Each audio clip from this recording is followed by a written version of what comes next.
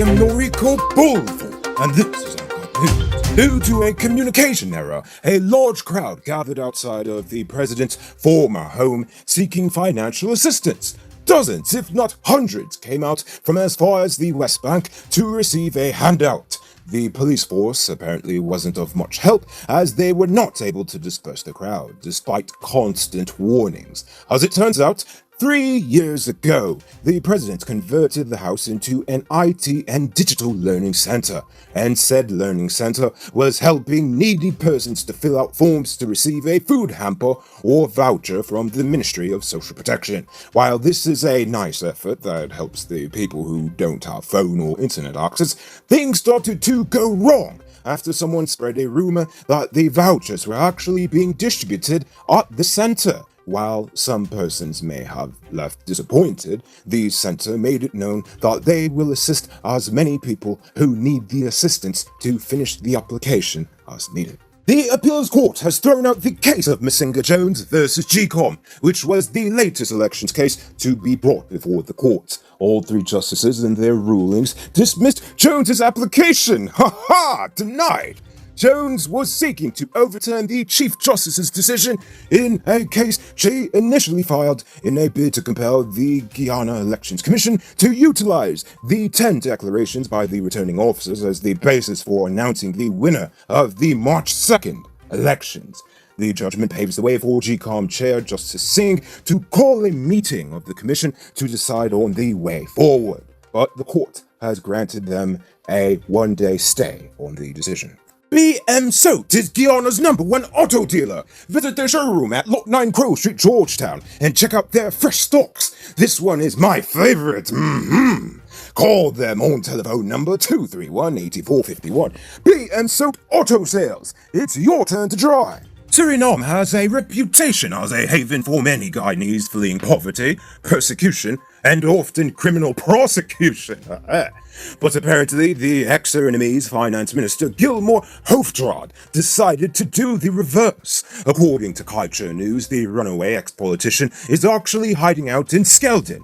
Recently, Hoofdraad was wanted for questioning surrounding some funny money business going down at the Central Bank of Suriname. So, after the fall of the Bouterse government, Hoofdraad fled faster than a rat in a sinking ship. But if reports are true, then the authorities will be highly interested as to how he got here, seeing as the borders have been closed for months, with Surinamese security forces patrolling the Quarantine River, which separates the nation from Guyana. On the topic of people illegally smuggling foreign nationals across closed borders, early this morning, police in Rockstone, Region 10, stopped a bus full of 12 Brazilians. They were reportedly headed to Linden. The police escorted them to the Wisma Hospital, where they were placed in quarantine. Despite closing the borders, the police struggle with almost daily illegal border crossings. In fact, the majority of the recorded cases of the Rona in Region 9 are imported cases from Brazil. So if this lockdown continues into next year, you can probably guess why. This morning, the Ministry of Public Health commissioned the former Ocean View Hotel as the Center for Disease Prevention and Control, or as I like to call it, the Rona View Hospital. But despite the pomp and circumstance of today's proceedings, there are still serious questions about the whole cost of the facility, the cost of the yet-to-be-acquired equipment, and a whole scandal of bunt that makes the Marriott deal sound like child's play. Anyway, the facility is not yet functioning as it is awaiting literally billions of dollars in equipment and staff. Get a GPS vehicle tracker at Triple B's Enterprise and have some peace of mind. Don't be hard ears and wait until it's too late. Call Triple B's on telephone number 682-8326 and get a tracker installed for a one-time fee of just $16,000. The pandemic and pending regulatory approvals has stalled the advancements of Exxon Mobil's third and fourth development, potentially costing Guyana billions of dollars and pushing back the payouts period by years. Experts say that a 3-year delay to first oil for Phase 3 to Phase 6 could decrease overall project value for the contractor by US $2.2 billion or 23.7%. As a result, the payout period would would be pushed back from 11 to 13 years. Meanwhile, a delay for the phases for the same period of time could erode up to US $4.5 billion of the state's share value. These figures are subject to oil prices being steady at about US $40 a barrel. Let's take a look at news in the region. Apache Corporation in Total SA announced a major discovery at the Kwaskwasi-1 well-drilled offshore Suriname in Block 58. Preliminary fluid samples and test results indicate at least 278 meters of net oil and volatile oil gas condensate pay in 2 intervals. Good for you, Suriname. Keep on drilling. In Jamaica, the Ministry of Education is moving to acquire over 100,000 laptops and tablets for the nation's most vulnerable students. The devices are to be distributed on a phased basis beginning in late August. Students on the Program of Advancement through Health and Education are to receive the devices. Meanwhile, the Bring Your Own Device policy has been approved and is to be sent to schools during the course of this week. Students will also have access to the ministry's textbooks and additional content through the devices. Additionally, eLearning Jamaica continues to deliver 25,000 tablets to the island's teachers. Wow, that sounds like some great ideas for education. I would say that we should try that here, but we all remember what happened last time. And in the United States, Trump is calling for November's presidential election to be postponed, saying increased postal voting could lead to fraud and inaccurate results.